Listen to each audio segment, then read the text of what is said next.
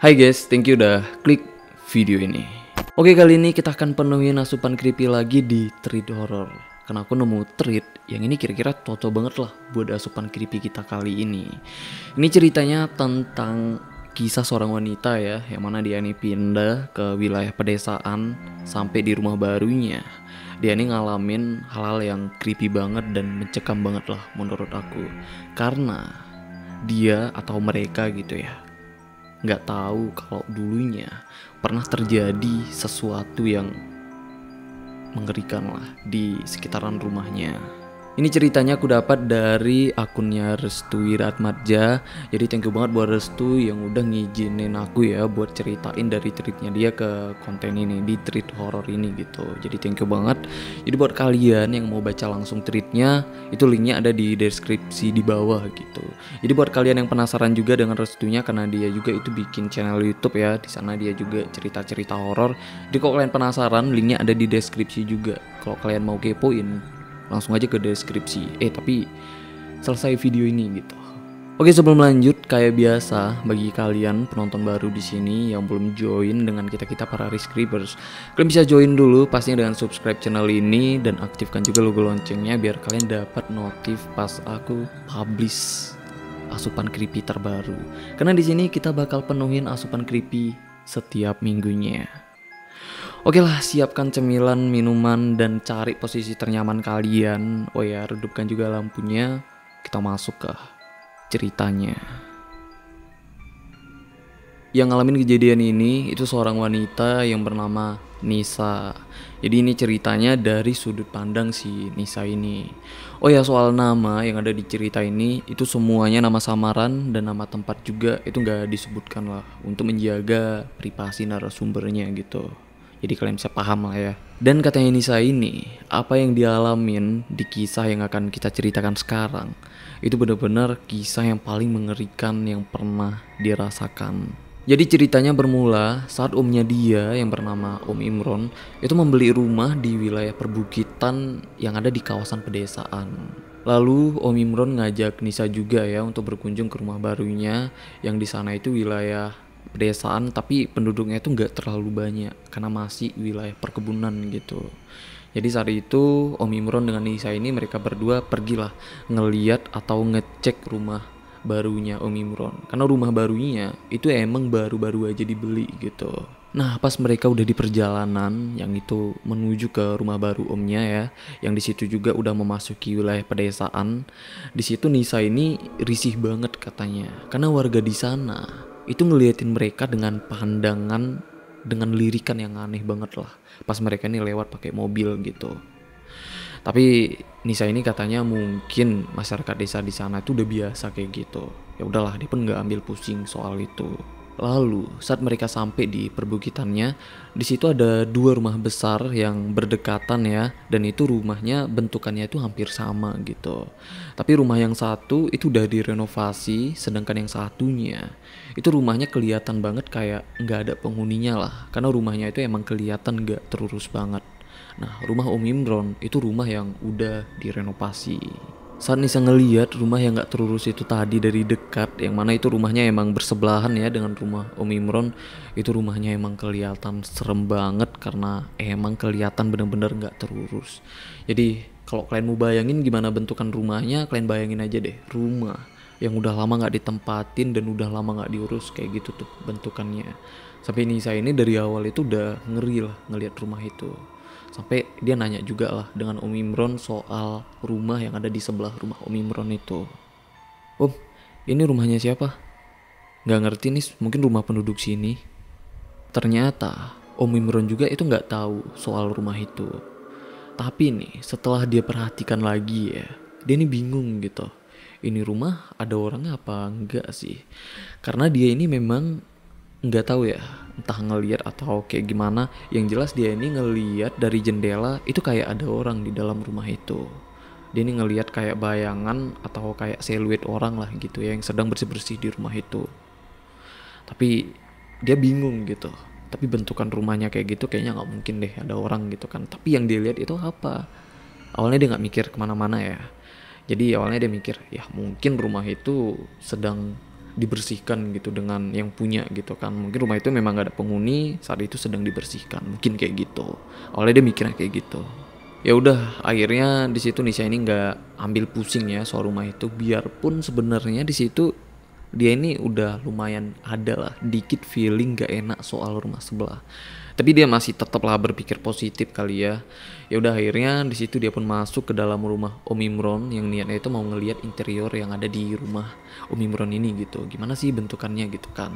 Nah sampai di dalam, Om Imron ini katanya besok dia itu mau langsung pindahan dan nginep di rumah itu. Dan Om Imron ini juga minta ke Nisa, kalau Nisa ini nemenin istri dan anaknya besok gitu di rumah itu, karena Om Imron ini besoknya itu mau keluar kota lah karena ada urusan kerja selama 2 hari. Nah di situ Nisa ini kaget kenapa omnya ini mendadak banget gitu pengen pindah di rumah itu. Padahal saat itu rumahnya ini belum selesai 100% karena emang masih tahap renovasi. Apalagi itu rumah baru kan, dan omnya ini pun belum bikin acara syukuran atau didoain gitu rumahnya, karena rumahnya ini emang benar-benar baru dibeli dengan Om Imron ini. Di situ Nisa ini pun sempet lah ngasih masukan gitu ke omnya, kalau bisa karena ini rumah baru dikasih syukuran dulu om gitu katanya. Tapi omnya ini bilang nggak usah gitu, yang penting didoain aja. Maksudnya itu didoain masing-masing lah biar rumahnya ini nggak kenapa-kenapa, kata omnya tuh kayak gitu. Ya udahlah, Nisa ini pun pasrah gitu kan, karena itu bukan rumah dia juga gitu, yang penting dia udah ngasih masukan aja. Singkat cerita, besoknya mereka ini emang benar-benar pindahan ya, dan emang langsung pergi ke rumah itu gitu untuk angkat-angkat barang. Nah karena pindahan itu yang pergi semuanya, termasuk Mbak Cantika itu istrinya Om Imron ya, dan satu anak mereka yang masih kecil yang bernama Vira. Jadi mereka pergilah pakai mobil gitu. Di dalam mobil itu mereka berempat. Tapi di sini Mbak Cantika juga itu sebenarnya udah ragu, karena sebelumnya ya pas semalam Nisa ini udah ceritain lah dengan Mbak Cantika soal gimana rumah barunya. Misalnya kayak rumahnya itu ada di perbukitan, terus rumahnya itu jauh gitu dari pemukiman masyarakat. Apalagi di sebelah rumah baru mereka itu ada rumah kosong, yang Nisa ini juga sebenarnya itu udah dikit punya feeling gak enak soal rumah kosongnya. Nah karena itu Mbak Cantika ini itu mempermasalahkan kenapa sih harus tinggal di rumah itu gitu, kenapa milihnya rumah kayak gitu. Nah Mbak Cantika ini mempermasalahkan itu pas mereka ini sedang di perjalanan di mobil. Nah karena itu juga itu Om Imron marah banget sama Nisa karena dia nganggapnya Nisa ini kayak ngada-ngada gitu. Padahal menurut Om Imron rumah baru mereka itu normal-normal aja, dan rumah kosong yang di sebelah rumahnya pun itu normalnya rumah kosong gitu, nggak ada yang aneh. Menurut Om Imron kayak gitu. Lalu pas mereka nyampe yang itu udah memasukin wilayah desanya ya, di situ warga desanya masih sama kayak kemarin gitu. Malah ini lebih aneh lagi, karena saat mereka lewat itu masyarakat desanya kayak berhamburan lari gitu, yang seolah mereka ini kayak nebar ketakutan gitu dengan masyarakat desa. Nah di situ semuanya heran kan, terutama Mbak Cantika yang benar-benar kaget kenapa respon masyarakat kayak gitu gitu. Tapi di situ Om Imron cuman bilang mungkin karena masyarakat di sana itu belum terbiasa kali dengan orang asing, paling nanti bakal terbiasa juga. Om Imron ini kayak berusaha gitu ya biar mereka ini tetap jadi, apapun caranya tetap jadilah pindah. Tapi yang lainnya ini udah pada ragu nih, terutama si Nisa yang paling ragu kalau mereka ini pindah. Singkat cerita mereka sampai juga ya di rumahnya yang itu udah sore. Begitu sampai, Nisa dan Mbak Cantika itu ngangkat barang ya dari mobil ke rumah barunya, sedangkan Om Imron itu langsung pergi ke rumah Pak Kades untuk ngelapor. Nah sedangkan Vira karena masih kecil ya, dia sibuk main dengan boneka kesayangannya yang dia kasih nama Iren, dan dia pun katanya itu cuma nyari capung aja tuh di halaman rumahnya. Jadi saat itu Nisa dan Mbak Cantika masuk ke rumah untuk beres-beres. Nah setelah mereka ini beres-beres ya, udah siap semuanya, Mbak Cantika ini ngeluh nih soal warga desa yang aneh itu tadi. Sampai dia bilang gini lah, Nis, menurut kamu warga desa tadi kenapa ya berlarian kayak gitu? Kayak ngelihat hantu aja. Apa rumah ini punya sisi kelam ya dulunya? Mungkin karena lokasinya di atas bukit kali ya. Nggak ada kan orang juga yang mau tinggal di atas bukit. Nggak enak lah pasti. tapi mirip villa loh Mbak. Kan villa biasanya di atas bukit. Jadi di sini Nisa ini kayak menenangkan Mbak Cantika lah. Katanya rumahnya itu biarpun di pedalaman gitu ya, tapi tetap bagus gitu karena kelihatannya kayak villa karena emang ada di atas bukit gitu. Karena sebenarnya mungkin ya Nisa ini udah merasa bersalah lah karena informasi dari dia gitu kan. Jadi Mbak Cantika ini udah benar-benar ketakutan dan benar-benar ragu soal rumah barunya. Tapi sebenarnya informasi dari Nisa ini itu sebenarnya penting kok. Tapi di awal mereka ini nggak sadar. Lalu setelah ngobrol, Nisa ini mau ke mobil lah ngambil HP sama laptopnya Mbak Cantika. Tapi pas dia ke depan, dia ini kaget lah. Vira kok nggak kelihatan gitu kan? Karena sebelumnya katanya Vira ini cuma main di teras rumahnya. Tapi saat itu Vira ini udah nggak kelihatan lagi. Nah karena itu tempat asing dan Vira pun masih kecil, otomatis panik lah ya Nisa ini, dan dia pun coba nyariin tuh si Vira di sekitaran situ. Pas nyari, dia ini denger ada suara Vira yang berasal dari rumah kosong yang di sebelah rumah mereka. Dan dia juga denger itu kayaknya Vira ini kayak sedang ngobrol dengan orang lain gitu. Jadi yang dia denger obrolannya kayak gini nih. Nanti kita main bareng ya. Kita kenalan dulu. Nama aku Vira. Ini Iren bonekaku. Oh ya, kamu udah lama tinggal di sini. Tapi dia cuma dengar suara Vira aja, nggak dengar suara lawan ngomongnya Vira gitu ya. Nah di situ dia heran kan. Akhirnya dia masuklah ke rumah kosong itu untuk manggil si Vira. Nah pas dia masuk ke rumah kosong itu, ya di rumah itu cuma ada Vira aja sendiri, nggak ada siapa-siapa lagi selain dia. Jadi di sini Nisa ini nanya lah dengan Vira, maksudnya kamu ngomong dan siapa Vira gitu nanyanya. Tapi di sini Vira pinter banget ya, dia cuman jawab kalau dia tuh nggak ngomong dan siapa-siapa, kalau dia tuh cuman ngomong dengan Iren gitu bonekanya. Ya biasa lah ya, anak kecil memang sering gitu kan ngomong dan bonekanya. Tapi di situ kan dia memperkenalkan Iren dengan orang lain gitu kan, berarti nggak mungkin kan dia ngomong dengan Iren, ya nggak sih? Lalu setelah ngejawab kayak gitu, Vira ini pun lari lah pulang gitu ke rumahnya.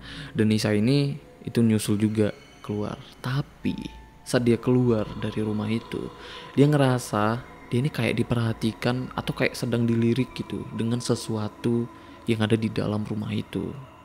Jadi ini serem sih. Jadi rasanya ya itu kayak kita jalan sendiri, terus orang yang ada di sebelah atau di belakang kita itu memperhatikan kita atau ngelirik kita gitu. Kan kita tahu ya. Nah tapi dia ini ngerasain di rumah itu padahal di dalamnya itu nggak ada siapa-siapa, tapi dia ngerasain kayak gitu, berasa kayak ada orang yang memperhatikan dia. Nah jadi karena itu ditambah dia juga heran gitu kan kenapa Vira ngomong sendirian, ditambah dia juga ngerasain sesuatu yang aneh gitu kan pas dia keluar. Di situ feelingnya makin kuat lah, kayaknya rumah sebelah itu emang ada sesuatu. Lalu yang masih di hari itu juga ya, masih sore juga, di situ Om Imron pulang. Tapi pas dia pulang itu kelihatannya Om Imron ini kayak resah dan buru-buru masuk ke rumah nyari Mbak Cantika. Ternyata Om Imron ini dapat informasi lah soal rumah sebelah dari Pak Kades. Dan Pak Kades ya kayak ngasih pesan buat Om Imron ini buat berhati-hati dengan rumah sebelah. Karena ternyata rumah sebelah itu emang bener ada sesuatunya. Jadi Om Imron ini bener-bener baru tahu pas Nisa ngeliat ya, pas Om Imron ngejelasin kayak gitu ke Mbak Cantika. Itu Mbak Cantika udah stres banget lah kelihatannya, kayak udah megang kepala gitu. Terus Om Imron juga itu raut wajahnya udah rada nyesal gitu ya, karena rumahnya itu udah dibeli gitu. Tapi mau gimana lagi? Ya udahlah, saat itu juga akhirnya Om Imron ini ngasih pesan nih ke Mbak Cantika dan ke Nisa ini. Kamu tahu kan, malam ini Om berangkat ke luar kota. Jadi Om pesankan ke kamu satu hal, jangan dekatin rumah sebelah. Lah, kenapa Om? Pokoknya jangan sesekali kamu menginjakkan kaki di rumah itu. Terutama Vira, jangan sampai dia ke sana. Nah, dengar pesan dari Om Imron itu, Nisa ini udah ketakutan banget lah. Karena dia dan Vira itu udah masuk kan ke rumah itu. Makanya nih dia ini takut banget. Tapi karena keadaan Om Imron yang sedang stres banget ya kelihatannya, karena udah salah beli rumah gitu, jadi dia gak berani bilang lah kalau dia itu udah ke rumah sebelah. Dia takut Imron ini marah gitu. Jadi dia merahasiakan soal itu. Nah, jadi saat itu juga mereka ini semuanya itu udah hati-hati dan takut banget lah dengan rumah sebelah. Jadi saat itu setelah mereka cerita soal itu ya udah Imron dan Mbak Cantika juga itu masuk ke kamar. Nisa, Vira juga itu ada di kamarnya ya. Dan Nisa ini itu nyamperin Vira lah di kamarnya yang sedang main dengan bonekanya. Terus dia nanya kayak gini nih. Vira tadi ngobrol dan siapa di rumah kosong itu? Oh itu, dia nggak nyebut namanya. Hah? Maksudnya? Mereka cuman diam aja mbak. Aku tanya dia nggak mau jawab. Mereka hanya nutup mulutnya dengan tangannya. Kenapa emang mbak nanya gitu? Vira nggak boleh ke situ lagi. Dengar, itu pesan ayah. Loh, emangnya kenapa mbak? Ternyata karena Vira ini masih polos gitu kan.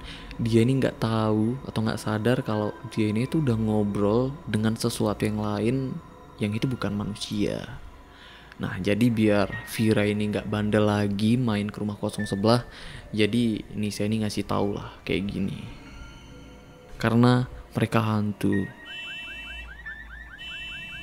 Tiba-tiba saat Nisa ini kasih tahu kayak gitu sama Vira, itu alarm mobilnya tiba-tiba bunyi loh.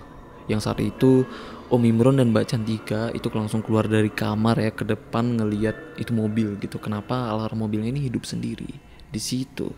Mereka ini semua bingung, gak ada yang tahu kenapa bisa alarm mobil itu hidup sendiri. Nah di sini mereka semua itu udah pada panik ya, karena yang mereka takutkan jangan-jangan itu respon dari sesuatu yang berasal dari rumah sebelah yang gak suka gitu dengan kehadiran mereka yang baru pindah di rumah barunya. Nah yang paling takut saat itu si Nisa. Karena tanpa sepengetahuan Imron dan Mbak Cantika, Nisa ini kan udah melanggar pesan dari Imron kan. Karena dia ini dengan Vira itu udah menginjakkan kakinya di rumah kosong itu. Maka nih Nisa ini benar-benar ketakutan banget. Dan yang paling ditakutkan Nisa ini itu si Vira gitu. Karena kan Vira masih kecil kan. Dia takut lah Vira ini kenapa-kenapa. Jadi dia ini pun tetap merahasiakan soal itu. Tapi dia pun bakal tetap ngejaga Vira gimana pun caranya. Lalu sekitaran jam 7 malam itu Imron udah siap-siap lah. Karena mau keluar kota malam itu juga. Sebelum Imron pergi, dia nih pesanin sekali lagi jangan sampai menginjakkan kaki dan jangan sampai mendekati rumah sebelah.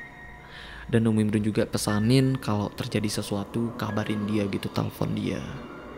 Nah Imron ini ngasih pesan itu buat semuanya lah ya, buat Mbak Cantika dan Nisa dan Vira juga tuh yang masih kecil. Setelah Imron pergi, Mbak Cantika ini ceritalah dengan Nisa gitu ya soal asal usul rumah sebelah. Jadi Mbak Cantika ini udah diceritain dengan Imron pas di kamar itu. Nah Imron pun kenapa tahu karena dia udah diceritain dengan Pak Kadesnya pas tadi sore. Ternyata kenapa rumah baru mereka itu dijual dengan harga miring ke Imron. Oh ya, rumah baru itu memang dibeli Imron dengan harga miring ya.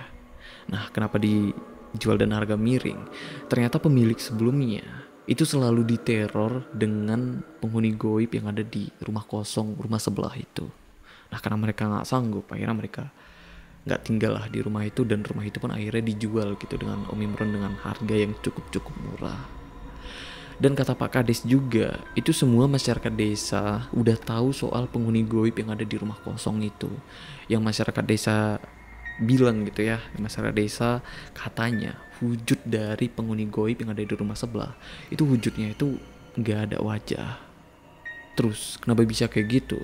Karena dulunya sempat terjadi kejadian yang mengerikan yang menimpa satu keluarga yang tinggal di rumah kosong sebelah. Nah awalnya rumah sebelah itu dulunya pernah dijadikan gudang. Lalu ada satu keluarga yang coba gitu buat nginap di rumah itu, buat tinggal di rumah itu. Nah setelah mereka tinggal di rumah itu, terjadilah pertengkaran hebat antara suami dan istrinya. Yang akhirnya suaminya ini membunuh istri dan kedua anaknya. Nah saat ditemukan itu anaknya ditemukan dengan keadaan yang tangannya itu nutupin mulutnya. Nah di sini Nisa merinding banget karena dia langsung ingat gitu kan dengan ceritanya Vira barusan. Karena Vira bilang kalau dia ini ngobrol dengan sosok yang mulutnya itu dia tutup dengan tangannya gitu. Berarti Vira ini udah ngeliat duluan kan wujud sosok tanpa rupa itu. Ya udah, setelah mereka ngobrol, karena memang udah malam juga, mereka siap-siap lah untuk tidur. Oh iya, pas tidur itu si Vira dengan Nisa tidur sekamar ya berdua, sedangkan Mbak Cantika itu tidur sendiri di kamarnya. Karena Mbak Cantika ini nggak bisa ya, atau dia ini alergi banget dengan boneka. Jadi sedangkan Vira itu nggak bisa pisah dari Iren si bonekanya. Makanya Mbak Cantika ini nggak mau gitu tidur bareng dengan anaknya sendiri karena bonekanya. Ya udah, malam itu Nisa ini pun siap-siap lah mau tidur. Tapi Vira pas diajak tidur dia ini nggak mau karena dia ini masih ngurus bonekanya gitu. Ya udah, akhirnya Nisa ini tidur duluan. Nah, nggak lama setelah Nisa ini tidur ya, dibangunin nih sama Vira. Karena Vira ini denger pintu depan itu kayak kebuka, ada yang buka gitu. Jadi karena dia takut, dia bangunin nih si Nisa. Lalu Nisa pun bangun dan langsung ke depan gitu ngecek pintunya. Ternyata bener itu pintunya udah kebuka lebar.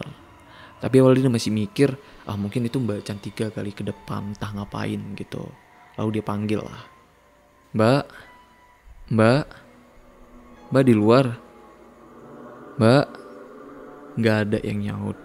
Di situ pas dia lihat situasi luar juga itu nggak ada siapa-siapa gitu. Ya udah, akhirnya dia tutup pintunya, masuk lagi nih ke dalam sambil kesel karena gara-gara itu dia harus terbangun gitu kan. Nah, pas dia masuk ke kamar, dia nih heran gitu karena ngelihat Vira yang udah tertidur pulas. Dalam pikirannya, cepet banget nih bocah tidur gitu. Nah, lalu dia masuk ke kamar dan duduklah di ranjang gitu di sebelahnya Vira, karena itu Vira udah tertidur pulas kan. Nah, di situ dia mikir soal pesan gitu kan dari Om Imron. Apalagi Om Imron itu emang ngasih pesan jangan dekatin rumah itu 2 kali loh pesannya. Berarti kan itu sesuatu yang penting banget gitu kan. Apalagi dia ingat juga cerita dari Mbak Cantika yang emang serem banget gitu, yang menceritakan fakta soal rumah kosong sebelah. Apalagi yang dia takutkan, dia ini udah melanggar pesan dari Om Imron gitu. Jadi dia takut banget lah terjadi sesuatu dengan dia dan Vira. Terutama Vira sih, karena Vira masih kecil gitu kan. Itu yang dia takutkan. Makanya pas dia duduk, dia perhatikan Vira, itu kasihan banget lah dia ngelihat Vira sebenarnya. Ya udahlah, akhirnya malam itu juga sambil ketakutan dia pun tidur gitu di sebelahnya Vira. Saat Nisa udah tertidur, di situ dia masih setengah sadar ya. Nah, dia ini denger itu kayak suara anak-anak kecil. Jadi setengah sadar yang matanya pun itu masih merem, akhirnya dia paksa lagi tuh buat nyenyakin tidurnya. Tapi makin lama itu suaranya makin jelas dan dia pun di situ dengar ada suara Vira loh di antara suara anak-anak itu. Nah, akhirnya dalam keadaan setengah sadar juga yang masih merem juga, Denny ngeraba lah sampingnya gitu. Maksudnya untuk ngecek si Vira ada atau enggak. Saat itu juga Denny langsung buka matanya kaget karena Vira udah nggak ada. Di situ dia langsung bangun ngelihat sisi kamar, ternyata emang bener Vira nggak ada. Akhirnya dia keluar kamar gitu kan nyari Vira yang saat itu tuh nggak tahu nih Vira udah kemana. Pas dia keluar kamar, dia ngelihat pintu depan itu udah kebuka lebar banget. Tapi karena anginnya juga kencang ya, di sini dia masih mikir lah, mungkin karena ketiup angin gitu ya pintunya. Biarpun saat itu dia masih linglung gitu lah karena masih baru bangun gitu kan. Akhirnya dia ke pintu yang niatnya itu mau nutupin pintu. Tapi dia ngeliat di pintunya itu ada bekas tangan, tapi bekas tangan dari lumpur gitu. Di situ dia mikir, apa mungkin Om Imron udah pulang gitu ya. Tapi dia bingung juga, masa sih Om Imron tangannya berlumpur? Kayaknya gak mungkin gitu, pikirnya kayak gitu. Jadi dia pastiin lah, kalau emang Om Imron udah pulang, pasti ada mobil kan yang terparkir di depan. Jadi dia pun pergi ke depan, ke teras rumahnya, dia ngeliat. Ternyata emang bener, gak ada mobil yang terparkir dan emang gak ada tanda-tanda kalau Om Imron udah pulang. Di situ, tiba-tiba dia kaget dengar bantingan pintu depan yang tertutup dengan sendirinya. Di situ dia panik, sepanik-paniknya dan langsung gedor pintu tuh, ngetok manggil Mbak Cantika. Mbak, Mbak, buka pintunya Mbak, Mbak. Nah, saking paniknya dia, itu pintunya sampai dia dobrak sampai pintunya itu benar-benar kebuka. Nah pas pintunya kebuka, itu pas banget Mbak Cantika itu baru keluar kamar. Yang kaget ngeliat Nisa, itu udah histeris banget keadaannya malam itu. Akhirnya Nisa ini pun didudukin lah di sofa gitu. Dan Mbak Cantika pun itu nutupin pintu dan langsung ngambil selimut ya. Karena tubuhnya Nisa ini itu udah kedinginan banget. Karena angin di luar itu emang kencang banget malam itu. Di situ Nisa ini bilang lah terang-terangan ke Mbak Cantika gitu. Kalau rumah baru mereka itu nggak bagus dan aneh gitu. Karena dia barusan diteror dengan sesuatu yang goib. Dan dia juga ceritain pas dia sedang tidur samar-samar dia ini denger suara anak-anak kecil dan dia pun di situ denger ada suara Vira. Nah pas dia bangun katanya Vira itu udah nggak ada gitu. Yang akhirnya dia nyari, pas dia nyari dia ngelihat itu pintu udah kebuka dan dia juga ceritain kalau di pintu itu ada bekas telapak tangan yang dari lumpur. Pokoknya dia ceritain lah apa yang barusan dia alamin dengan Mbak Cantika itu. Lalu Mbak Cantika pun ngecek lah pintunya. Tapi itu jejak tangan yang dari lumpurnya itu udah nggak ada lagi pas dilihat dengan Mbak Cantika ini. Nah di situ akhirnya Nisa ini pun ngecek lagi kan. Ternyata anehnya nih, emang bener itu jejak tangannya udah nggak ada lagi. Lalu Nisa ini pun ngejelasin lah dengan Mbak Cantika kayak gini. Mbak sumpah aku nggak bohong, bekas tangannya tadi ada di sini, tepat di sini Mbak. Tiba-tiba saat Nisa sedang ngomong kayak gitu, mereka ini dengar ada suara Vira yang berasal dari kamar. Ternyata Vira nggak kemana-mana ya, Vira nggak hilang, ya dia ada di kamar gitu. Nah di situ benar-benar kaget nih si Nisa ini. Tapi Mbak Cantika juga mikirnya, mungkin si Nisa ini sleepwalking aja gitu ya, mungkin cuman mimpi buruk jadi kebawa kayak gitu. Tapi apa yang dialami dengan Nisa ini itu bukan mimpi, tapi emang benar-benar nyata yang dia alamin. Nah di sini Nisa ini benar-benar bingung, panik, pokoknya pikirannya itu udah absurd banget lah. Sampai dia ini pun kayak berusaha buat sadarin dirinya sendiri. Jadi dia pun udah nggak jelas lah mikirnya gitu ya, udah benar-benar bingung apa yang dia alamin. Sampai dia ngomong kayak gini nih. Ini bohong kan? Ini gak mimpi kan? Masa sih aku bohong? Aku gak bohong, aku gak bohong. Nisa ngomong kayak gitu dengan dirinya sendiri sambil keadaan yang histeris banget gitu. Saat itu sampai Mbak Cantika ini sampai meluk dia lah gitu untuk nenangin pikirannya si Nisa ini. Pokoknya di sini Nisa ini udah hancur banget lah pikirannya gitu. Semuanya tuh udah jadi satu. Antara takut, gelisah, cemas, dan malu, panik itu udah jadi satu gitu. Jadi menurut aku nih, kalau emang dia nggak kuat gitu kan nahan beban pikirannya dengan beban mentalnya, itu bisa hancur sih dia. Karena setiap orang itu emang punya daya sanggupnya gitu untuk nahan beban pikiran. Kalau emang dia ngalamin beban pikiran yang di luar sanggupnya, di luar kemampuannya, ya bisa overheat sih. Kasian sih Nisa ini bisa. Singkat cerita, akhirnya di situ Nisa ini dibuatin teh lah dengan Mbak Cantika biar dia ini bisa lebih tenang gitu ya. Nah di situ Nisa ini juga ngeluh gitu ya dan Mbak Cantika kalau dia tuh udah nggak sanggup lagi katanya terus-terusan di rumah itu, dan dia pun itu minta pulang karena emang bener-bener nggak sanggup nahan tekanan pikiran dan tekanan mental gitu yang dia terima di rumah itu. Di sini Mbak Cantika ini cerita lagi lah soal rumah sebelah. Karena sebenarnya apa yang diceritakan Mbak Cantika semalam ya soal rumah sebelah ke Nisa ini itu belum diceritakan semuanya. Karena pas mereka ini cerita itu udah malam banget, memang harus tidur. Makanya nggak diceritakan semuanya. Ternyata kata Mbak Cantika ya, tubuh dari ibu yang dari keluarga sebelah yang saat mereka ini ditemukan udah begitu ya, itu sampai sekarang tubuhnya belum ditemukan loh. Jadi sampai sekarang nggak ada yang tahu tuh di mana tubuh ibu dari keluarga yang ngalamin kejadian mengerikan di sebelah itu. Dan katanya juga suaminya itu pernah bekerja di kebun gitu, tapi cuman selama sehari. Kenapa sehari? Karena setelah dia sehari ya kerja di kebun, itu terjadilah sesuatu yang buat mereka meninggal semua. Nah di sini Mbak Cantika nyalahin Om Imron lah, karena dia udah beli rumah itu tergesa-gesa banget gitu dengan harga miring, yang dia nggak tahu sumber asal usulnya kayak gimana. Apalagi Om Imron juga pas beli itu nggak tahu soal asal usulnya, itu nggak tahu. Jadi mereka itu taunya pas udah ngebeli. Nah jadi bukan salah Om Imron juga sih, karena mereka benar-benar nggak tahu gitu kan.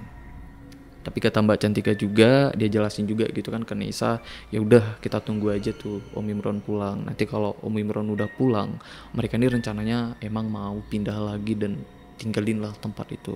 Jadi malam itu yang keadaannya pun udah mulai tenang, mereka siap-siap mau tidur lagi nih. Dan pas Nisa ini balik ke kamar, dia ini emang ngeliat di situ Vira yang sedang tidur gitu, nyenyak banget lah pokoknya tidurnya. Yang akhirnya dia pun tidur di sebelah Vira lagi. Pas subuh setelah mereka selesai sholat, jadi Nisa ini ngambil nasi lah di rice cooker gitu kan, karena udah dia masak semalamnya. Nah pas dia buka tuh rice cookernya, dia teriak kaget karena ngelihat ada bangkai tikus di dalam rice cookernya. Sampai Nisa ini mual ya, nyium bau uap yang itu bau banget gitu, uap dari rice cookernya itu loh. Di situ Mbak Cantika pun emang langsung dateng ya, karena emang Nisa ini teriak. Di situ mereka heran, siapa coba yang masukin tikus ke dalam rice cookernya. Nggak mungkin kan tikus nggak sengaja masuk ke rice cookernya, karena itu ada penutupnya gitu rice cooker. Jadi kecil kemungkinan lah tikus bisa masuk. Apalagi kalau tikus bisa masuk dengan ngegigit itu pasti ada lubangnya. Tapi ini nggak ada sama sekali. Ya udah akhirnya itu tikusnya langsung dibuang. Setelah itu Mbak Cantika ini pun nelpon Om Imron gitu.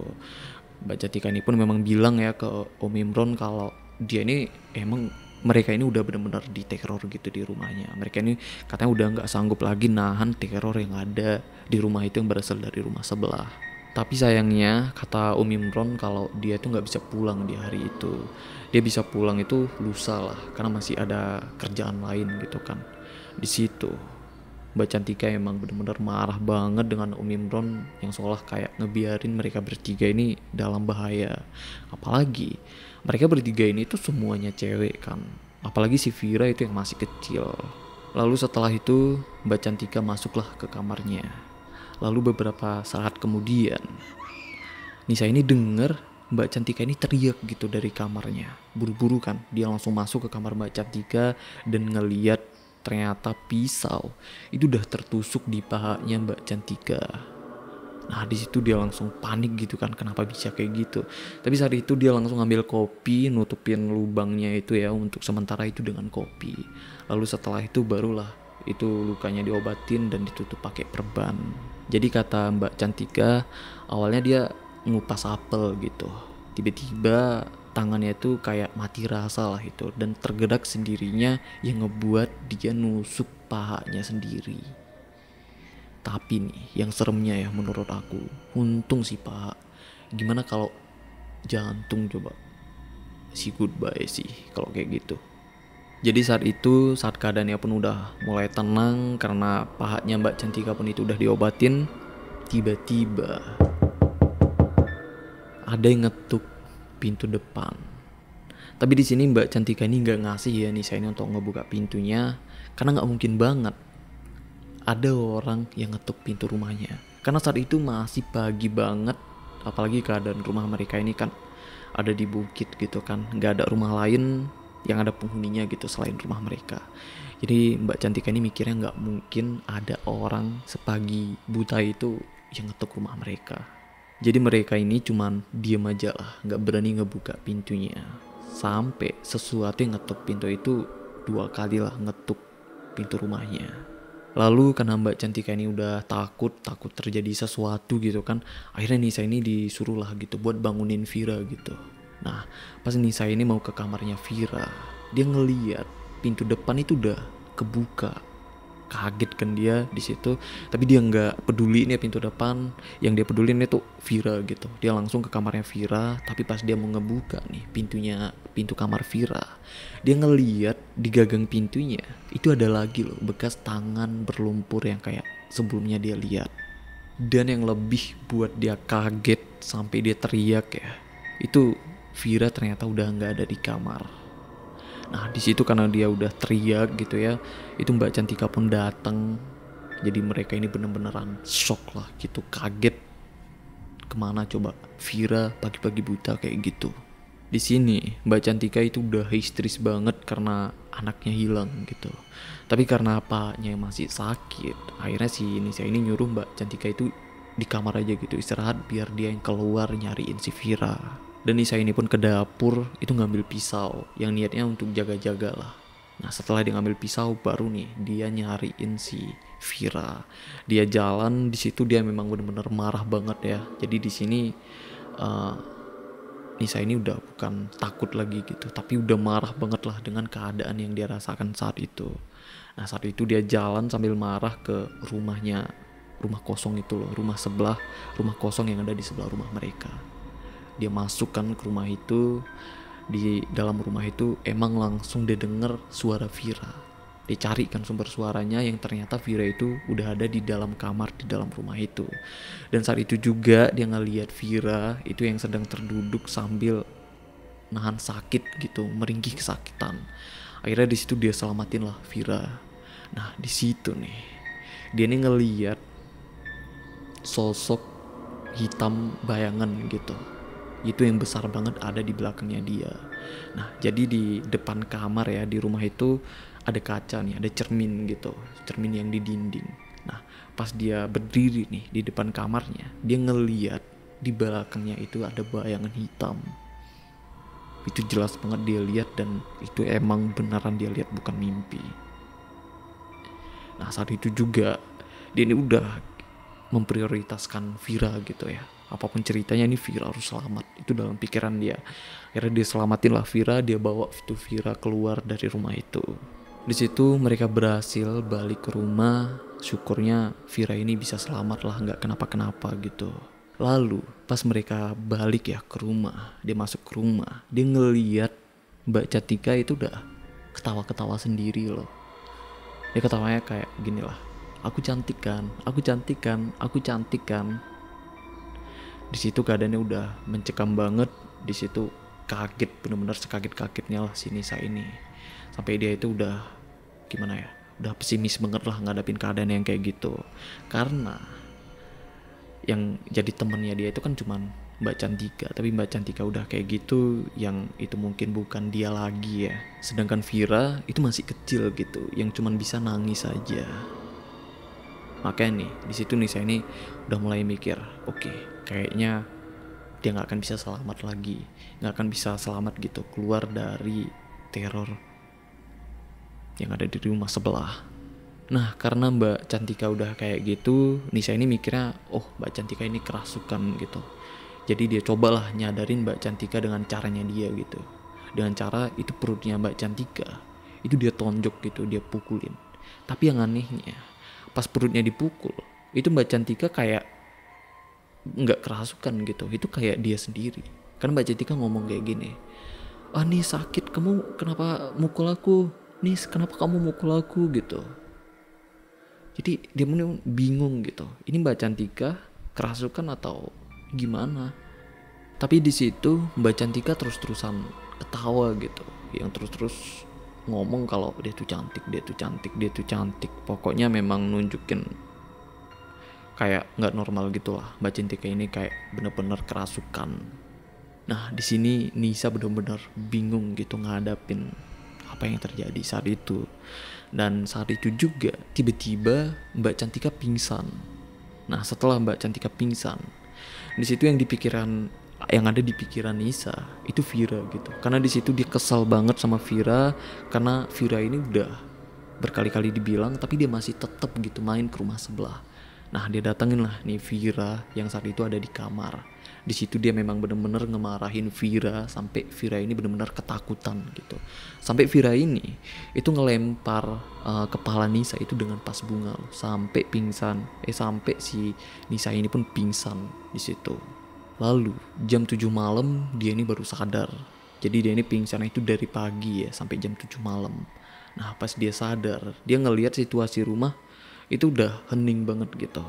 Pas dia cek ternyata Mbak Cantika itu masih pingsan. Tapi di situ Vira udah nggak kelihatan lagi. Di sini Nisa ini udah frustasi banget lah gitu. Jadi dia udah nggak peduli lagi. Dia udah nggak peduli lagi ya dengan Vira karena dia di situ udah kesal juga kan dengan Vira. Tapi yang dia pikirkan, dia pengen ngancurin rumah sebelah gitu. Cuman itu tuh yang ada di dalam pikirannya. Yang akhirnya timbullah niat buruknya ya. Di situ dia ngambil minyak tanah dan korek api. Sambil marah, dia nih jalan ke rumah kosong sebelah. Di situ dia emang langsung manggil Vira ya, karena memang udah tahu nih, dia ini Vira tuh pasti ada di dalam. Nah dia panggil tuh Vira, bener aja. Vira keluar dari rumah itu dan dia masuk tuh ke rumah itu dan dia kunci tuh rumahnya dari dalam. Jadi pas Vira udah keluar ya dari rumah kosong itu, dia kayak ngurung dirinya sendiri di rumah kosong itu biar Vira ini nggak masuk lagi ke dalam. Nah pas di dalam itu minyak tanahnya langsung dia siram dan dia bakar. Lalu karena udah terlalu banyak ngirup asap ya, jadi dia nih nggak bisa lagi nih buat nyelamatin diri sendiri, yang akhirnya pingsan karena terlalu banyak ngirup asap. Singkat cerita, syukurnya Nisa ini selamat. Jadi pas dia sadar, dia ini udah ada di rumah sakit gitu, dirawat. Dan Om Imron pun itu udah ada di hadapannya dia. Nah dijelasin nih dengan Om Imron, ternyata pas kejadian itu ya, pas dia masuk ke rumah kosong itu si Vira pinter banget tuh. Dia langsung ngambil HP mamanya dan nelpon Om Imron. Katanya kalau Nisa itu masuk ke rumah kosong itu. Nah pas Om Imron tahu kan, karena Nisa ini udah masuk ke rumah itu, panik nih dia langsung nelpon Pak Kadesnya. Dan syukurnya Pak Kadesnya pun cepet yang ngerespon dan emang langsung datang ke rumah mereka itu dengan beberapa warga. Nah pas warga nyampe ke rumah mereka, itu rumah kosong itu udah mulai ngeluarin asap loh. Maksudnya udah tahu ya kalau rumah itu kayaknya mau terbakar. Nah jadi di situ Vira pun emang bilang ke warganya kalau di dalam itu ada Nisa, yang akhirnya didobrak lah rumah itu. Akhirnya itu Nisa dievakuasi, diselamatkan sama warga. Oh ya, Om Imron juga jelasin saat itu Mbak Cantika ini sedang dirawat di rumah sakit jiwa. Ternyata mentalnya dia itu terganggu karena ngalamin kejadian yang mereka alamin di rumah itu. Sama juga tuh kayak Vira yang saat itu sedang dirawat di psikiater anak karena mentalnya itu benar-benar terganggu juga. Dan di sini Nisa ini minta maaf juga ya ke Om Imron karena dia udah sengaja gitu ngebakar rumah kosong sebelah. Karena katanya saat itu cuman itu tuh satu-satunya pilihan yang bisa dia lakukan. Tapi saat itu Om Imron juga minta maaf ya, karena Om Imron juga ngakuin kalau itu salahnya dia gitu. Karena dia ini udah ninggalin mereka yang semuanya perempuan dalam keadaan situasi yang mengerikan kayak gitu. Tapi soal kelanjutannya gimana, apakah Om Imron ini pindah ya dari rumah itu atau dia mungkin tetap stay di rumah itu, aku nggak tahu sih. Dan itu juga nggak dijelasin di tweetnya. Jadi ceritanya cuma sampai sini aja, sampai dijelasin pas mereka ini udah di rumah sakit ya, tapi mereka ini semuanya selamat gitu biarpun dalam keadaan kritis. Yang mana di situ Nisa ngalamin. Tapi kalau Nisa itu lebih ke fisik sih, sedangkan Mbak Cantika dan Vira itu lebih ke mental gitu. Yang jelas semuanya dirawat di rumah sakit gitu. Artinya semuanya kritis gitu kan. Jadi sampai situ aja tuh cerita dari tweetnya. Soal kelanjutannya aku juga nggak tahu ya, apakah Om Imron ini ngejual rumahnya atau enggak, aku nggak tahu. Oke lah, sampai sini aja ceritanya. Semoga cerita ini bisa menghibur kita semua. Tapi hiburan kita itu penderitaan orang lain ya. Ya namanya cerita horor gitu kan, mau gimana lagi. Ya udah, semoga terhibur ya dengan asupan creepy kita kali ini. Semoga ada pelajaran gitu yang bisa diambil dari cerita ini, biarpun aku nggak tahu pembelajarannya apa, karena ini cerita horor gitu kan. Yaudah, thank you banget buat kalian yang masih sih nonton sampai menit ini, thank you banget. Jangan lupa like video ini kalau kalian suka. Tapi kalau kalian nggak suka nggak apa-apa, dislike aja biar aku tahu kalian suka apa enggak. Tapi kalau emang kalian suka banget dengan cerita ini, share juga ke teman-teman kalian gitu, karena pembahasan ini seru banget dibahas bareng teman-teman. Oke, aku Rizko Adiono, bye bye.